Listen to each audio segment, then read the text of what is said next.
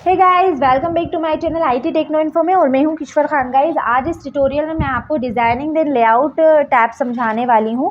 यानी अगर हमने एक किसी पे हमारे वर्ड डॉक्यूमेंट में एक कवर पेज को इंसर्ट कराया तो उसके बाद हम उसके डिज़ाइनिंग देन लेआउट टैब का यूज़ कैसे करते हैं, वही इस ट्यूटोरियल में आज हम सीखने वाले हैं। तो सबसे पहले हम ये स्क्रीन पर आप देख रहे हैं, हम कवर पेज को इंसर्ट कर लेते हैं। सपोज़ मैंने एग्जाम्पल के लिए आपके सामने ये कवर पेज लिया।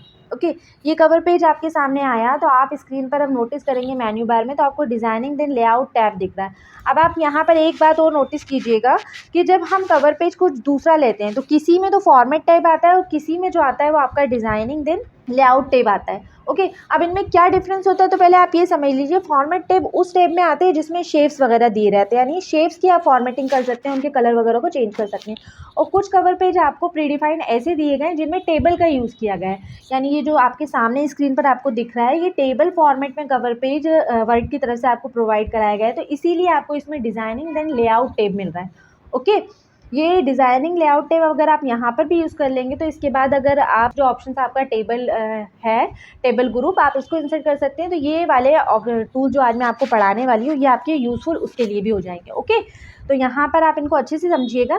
तो आपको डिफरेंस समझ में आ गया होगा कि फॉर्मेट टैब कब आता है और डिज़ाइनिंग देन लेआउट टैब कब आता है देगा। तो आज इस ट्यूटोरियल में हम डिज़ाइनिंग देन लेआउट को पढ़ेंगे। तो सबसे पहला हमारा डिज़ाइनिंग टैब पर जब आप क्लिक करेंगे तो यहाँ आप देखिए आपके सामने अब डिज़ाइनिंग टैब आ गया।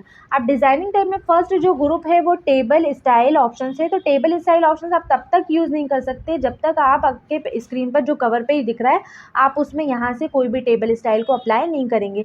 यानी टेबल स्टाइल के बाद ही आप टेबल स्टाइल ऑप्शंस का यूज़ कर सकते हैं। तो पहले हम टेबल स्टाइल ऑप्शंस यूज़ कर लेते हैं। ओके, टेबल स्टाइल को यूज़ करते हैं। तो ये आपकी स्क्रीन दिख रहा है। अब आपको यहाँ पर देखिए नंबर ऑफ़ स्टाइल मिल रहा है, इसमें से आपको जो अच्छा लग रहा है आप उसको चूज़ कर लीजिए। हमें ये थोड़ा सा हमारे अकॉर्डिंग लग रहा है तो हमने इसको चूज़ किया, या आपने स्क्रीन पर अप्लाई कर दिया। आप जैसे ही आपने इसको अप्लाई किया तो आफ्टर इसके बाद आप टेबल स्टाइल ऑप्शंस का यूज़ कर सकते हैं। ठीक है, तो जैसे हेडर रो, ये देखें हेडर ऊपर इफेक्ट दिख रहा है आपको, ये हमारी हेडर रो होती है। अगर आपको ये चाहिए तो आप चेक बॉक्स पे क्लिक कीजिए, अदरवाइज इस पे भी आप क्लिक हटा सकते हैं। टोटल रो लास्ट वाली रो होता है, ये देखिए इसमें भी थोड़ा सा हाईलाइट और अनहाइड थोड़ा सा आपको दिख रहा होगा, ये टोटल रो रहता है। बैंडेड रो यानी एक एक रो छोड़कर आपको दिखाता है। ठीक है, फिर फर्स्ट अगर कॉलम आपको शो कराना है तो ये फर्स्ट कॉलम के लिए, लास्ट कॉलम है तो ये लास्ट कॉलम के लिए, देन बैंडेड रो एक एक कॉलम छोड़कर दिखाएगा। ये रो इन पर ही चलते हैं। और अगर ये ऑप्शंस आपको अभी यहाँ ही नहीं क्लियर हो रहे हैं तो मैं टेबल मेन्यू जब आपको पढ़ाऊंगी तो ये ऑप्शंस मैं आपको वहाँ पर भी क्लियर करवा दूँगी। तो एक बार आप वो वाली भी वीडियो हमारी चेक कर लीजिएगा। अब ये तो आपने प्री डिफाइंड जो आपको टेबल स्टाइल दिए गए थे आपने उनको अप्लाई कर लिया। अब जैसे पर्टिकुलर हमें किसी सेल का है ना, जैसे ये वाली सेल का आपको कलर चेंज करना है तो आप यहाँ से उस सेल का कलर भी चेंज कर सकते हैं। देखिए स्क्रीन पर अब आपको दिख रहा है, तो बाकी सबसे ये थोड़ा सा डिफरेंट दिख रहा है तो यहाँ से आप शेडिंग कलर चेंज कर लीजिएगा। अगर आपको इसको बॉर्डर में अप्लाई करना है तो आप यहाँ से एक एक करके ना करें, यानी top bottom, bottom bottom, left bottom, right bottom ना करते हुए आप डायरेक्टली आउटसाइड बॉर्डर पर जब क्लिक करेंगे तो आपको जो अप्लाई किया ये देखिए उसके आगे एक बॉर्डर बन गया है। अब ये बॉर्डर आपने बनाया, अब बॉर्डर में आपको जैसे कि इसकी लाइनिंग ये ठीक से नहीं नज़र आ रही है तो आप लाइन यहाँ से इसकी भी थिकनेस को या बॉर्डर के स्टाइल की लाइन को आप चेंज कर सकते हैं। या आपने चेंज किया देन बॉर्डर पे अगेन क्लिक किया तो आप स्क्रीन पर देख रहे हैं कि आपकी बॉर्डर जो है वो अलग वे में आ रहा है। ओके, ये हो गया। अब यहाँ बॉर्डर की हमने थिकनेस को यानी स्टाइल को चेंज कर दिया। बॉर्डर के स्टाइल के अंदर आप बॉर्डर को कलर में चाहते हैं तो आप अगेन यहाँ पर क्या करें, ये पेन वाली जो पेंसिल दिख रही है ना, यहाँ आप इस पर क्लिक कीजिएगा और यहाँ से पेन कलर में जाकर आपको बॉर्डर जिस कलर में चाहिए उस कलर को आप चूज़ कर लीजिए। सपोज़ हमारा रेड कलर का तो हम येलो कलर की बॉर्डर कर लेते हैं जिससे हमें समझ में आएगा। और यहाँ से आप बॉर्डर पे क्लिक करेंगे तो आपकी स्क्रीन की बॉर्डर जो है वो ये इस टाइप में हो जाएगी। देखिए आप वापस येलो करें तो ये भी येलो हो जाएगा। ओके, तो ये आप यहाँ से इसको अप्लाई कर सकते हैं, आपके अकॉर्डिंग आप इसको चूज़ कर सकते हैं। नेक्स्ट इसी में आप यहाँ से थिकनेस अगर आपने बढ़ा ली है, अब आप यहाँ पर अगर जैसे कि किसी बॉक्स को ड्रॉ करना चाहते हैं तो आप ड्रॉ करने के लिए क्या करेंगे, यह हम आए यहाँ से ड्रॉ करने के लिए आप पेंसिल लेंगे। आप पेंसिल का कलर यहाँ से पहले चेंज कर सकते हैं, है ना, कि किस कलर की आपको बॉर्डर को बनाना है। तो हमने यहाँ से ये ब्लू कलर ले लिया।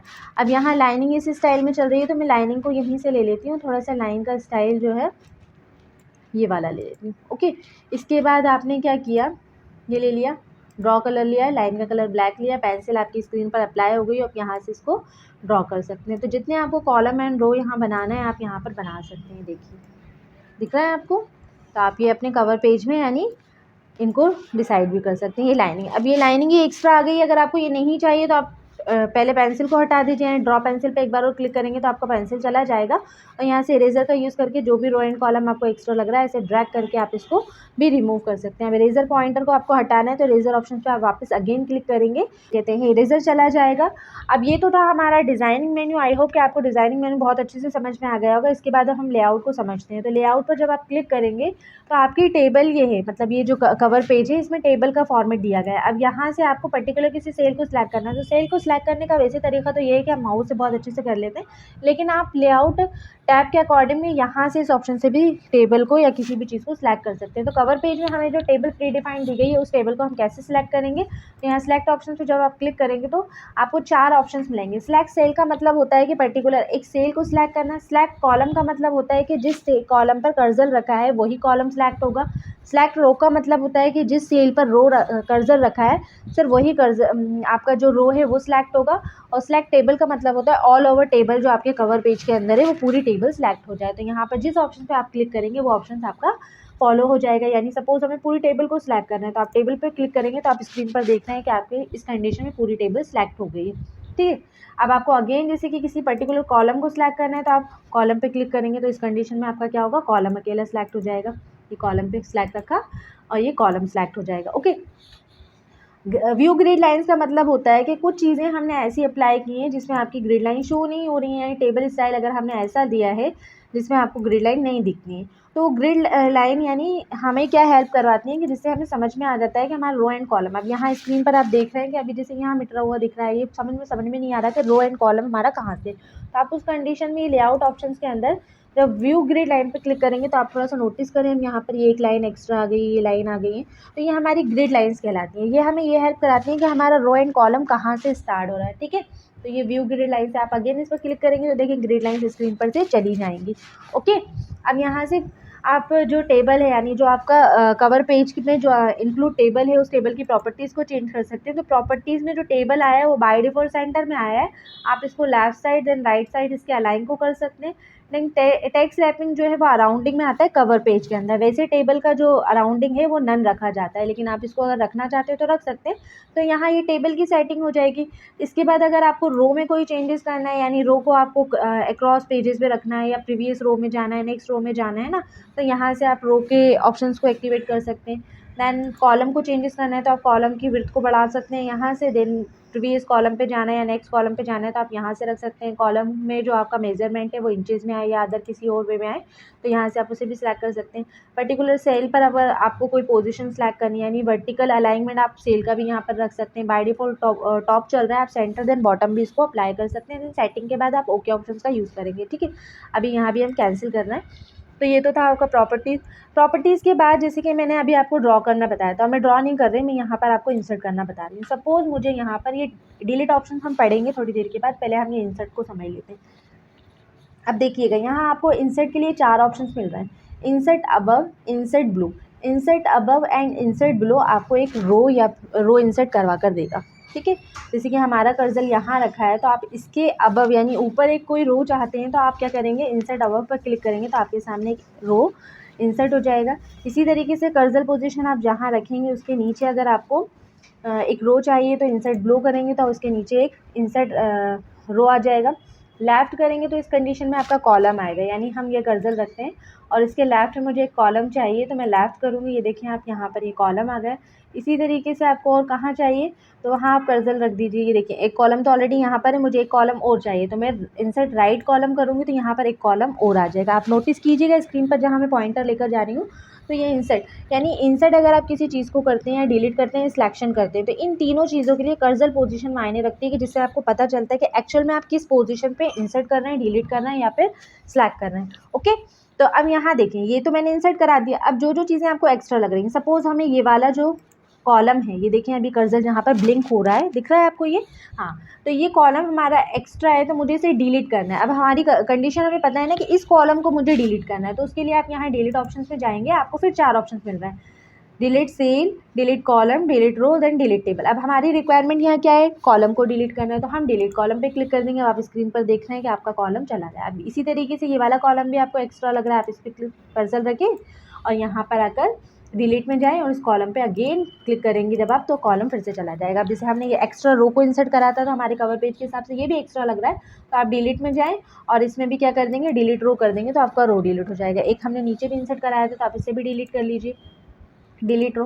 तो ये अब ऐसे ही होगा जैसा एज इट इज़ हमें प्रोवाइड कराया था MS वर्ड ने। ओके, तो ये हमने सीखा कि हम कैसे इसमें डिलीट रो, कॉलम, ये सब चीज़ें करते हैं ये लेआउट के हिसाब से, यानी रो एंड कॉलम ग्रुप के नाम से ही। इसके बाद अगर अब आपने जैसे एक बार अगेन मैं फिर से इंसर्ट कराना बता रही हूँ आपको, रो मैंने यहाँ पर अबव रो लिया, ये रो है। अब ये जैसे ये रो यहाँ पर देखें आप, 1 कॉलम, 2 कॉलम, 3 कॉलम, यानी यहाँ 4 सेल हैं। इन 4 सेलों को आपको क्या करना है, मर्ज करना है। तो मर्ज करने के लिए सबसे पहले आपको सिलेक्ट करना पड़ेगा।